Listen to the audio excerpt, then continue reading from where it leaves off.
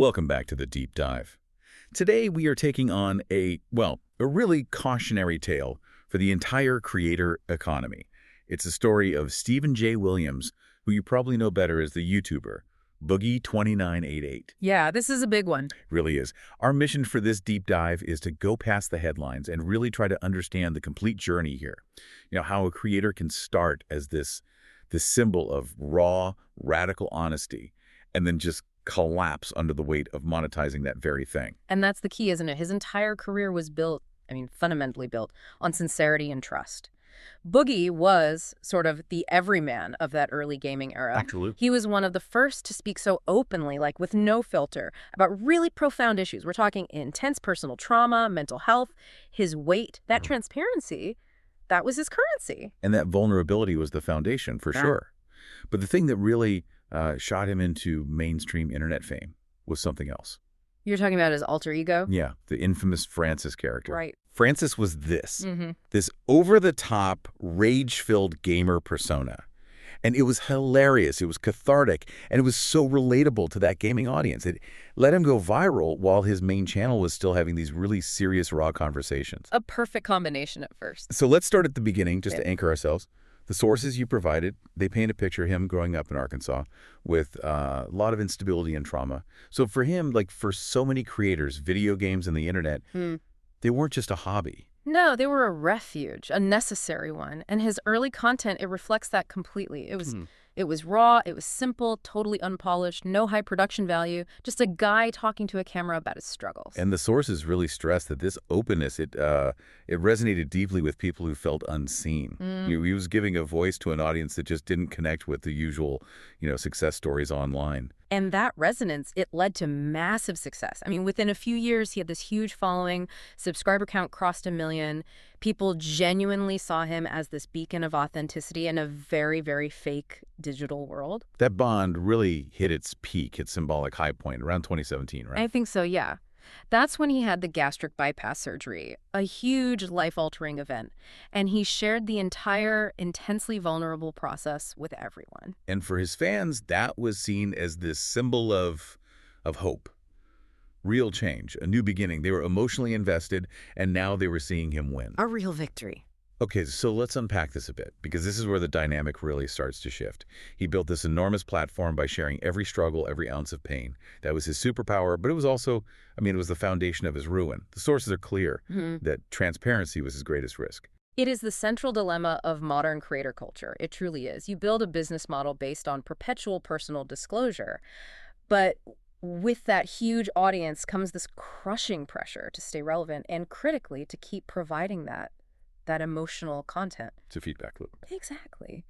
And it fuels these really unstable parasocial relationships, this one-sided connection where the fan feels like they know you intimately, like a friend. But the relationship only flows one way. Right. And when that connection is built entirely on the creator's pain, any little chain, any perceived inconsistency feels like a deep personal betrayal to the fan. And as we move past that 2017 peak, things in his personal life started to deteriorate. His marriage dissolved.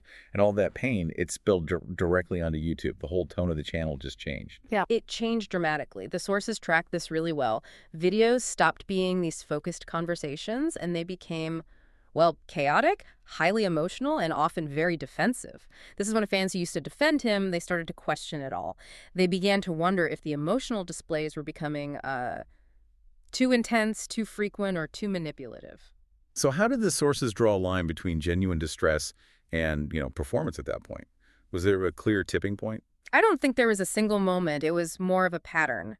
When his distress repeatedly led to more engagement, more sympathy, and more financial support, the audience, maybe even subconsciously, started to suspect that the display itself was being incentivized. So it started to feel transactional. Exactly. It blurred that line between sharing and performing for the camera. And it wasn't just emotional chaos. He was also showing some severe financial instability in public. The sources point to these really impulsive spending decisions.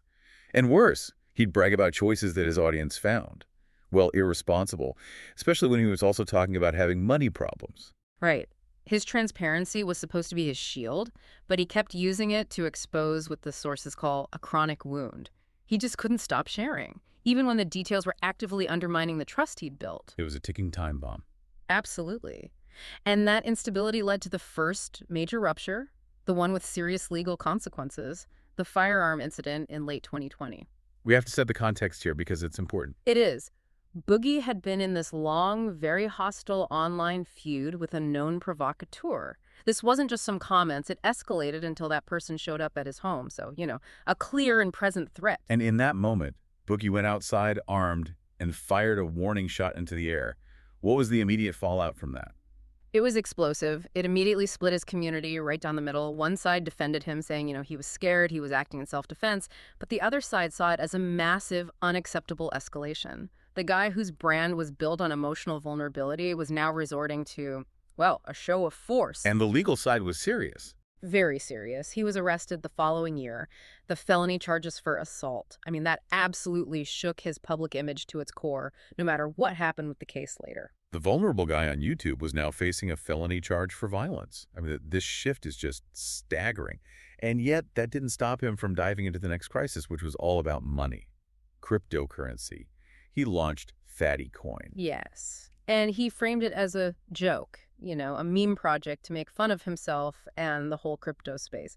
It capitalized on his fan base. The hype was real. The price surged. Until it collapsed. And when it did, the accusations went from disappointment to something much more serious. What were the specifics of the pump and dump claims? Well, a pump and dump is when you fraudulently inflate the price of an asset, usually with false statements, and then sell off your holdings at the peak, leaving everyone else with the losses. And while Boogie said it was a joke, a lot of investors, people who had trusted him for years, they felt totally misled. They felt like he'd used them. And then the investigative creators got involved. Right. People who exposed scams started analyzing the coin's code, the transactions, all publicly. And that just amplified the scandal way beyond his usual YouTube drama. So he's not just dealing with emotional criticism now. He's facing, technical financial audits from people trying to prove he scammed his own audience. How did he respond to that? He issued apologies. He maintained he deleted his own tokens, insisted he never profited, and he promised to make people whole. But for his audience, this wasn't just about the money anymore. It was a moral scandal. The man who defined honesty was now being accused of deception. The apologies they rang hollow. Trust was fundamentally broken. And this leads us to the final, and I think you'd have to say the most damaging event. The 2022 cancer controversy. Yeah, this was the end. He announced he'd been diagnosed with a form of blood cancer. And of course, that brought this huge wave of sympathy. People wanted to rally around him again to support him. But this is where all that prior history, the blurred lines, the financial issues, it all comes back to haunt him. Doubt started to creep in almost immediately. Sources pointed out inconsistencies in his story, shifting details, vague explanations. The public started demanding proof. And it all came to a head in this moment of complete public humiliation. On a live stream, a prominent streamer challenged him, accused him of fabricating the whole thing, and then offered to pay for independent medical verification. It put him in an impossible spot. He tried to clarify, he apologized for any confusion, but the one thing that mattered, the verification, the proof, it never came. His refusal, after everything that had happened, it just devastated his remaining credibility. The idea that he might have used a life-threatening illness for sympathy, that was the final fracture. It's the ultimate betrayal of the very authenticity he built his whole career on. And then came the symbolic moment that it defined his downfall. He agreed to tattoo the word IR on his face. That tattoo was more than a punishment. It was a public confession, really, immortalized on his own skin, confirming the very narrative that had destroyed his career. So if we look at the aftermath, yeah, the consequences of all these controversies were catastrophic. His career was changed beyond recognition. Subscriber counts plummeted, video views dropped off a cliff, and all the sponsorships, the brand deals, they just vanished. And the shift in the online community was profound. The forums that used to support him became totally cynical. The question changed from, how can we help him, to, was this all just manipulation from the start? The audience felt completely deceived. So if we connect this to the bigger picture, what's the synthesis here? The sources are pretty clear. His downfall wasn't one single mistake. It was a long, interconnected chain of terrible judgment, emotional decisions that were amplified by the need to always be sharing, and just escalating controversies, with each one chipping away another layer of audience trust. So what does this all mean then? It seems the sources conclude that his rise, his impact, that was real. The pain he shared was real. But his mistakes, amplified and immortalized by the internet, were just as real, and they led him to a point where the trust was just completely gone. Boogie's story is a chilling reminder. It's about the extraordinary pressures of building a career on radical, perpetual openness. When your livelihood depends on sharing the most painful details of your life, the whole incentive structure gets warped. Vulnerability without any boundaries, it just invites catastrophe. And that leaves us with a final thought to chew on. The ultimate lesson here might be that in the world of content creation, authenticity without responsibility becomes chaos, and vulnerability without boundaries becomes destruction. It really forces every creator to ask how they can possibly balance their public performance with their personal truth without getting trapped by it all. Thank you for sharing this. It's really fascinating and difficult material with us today.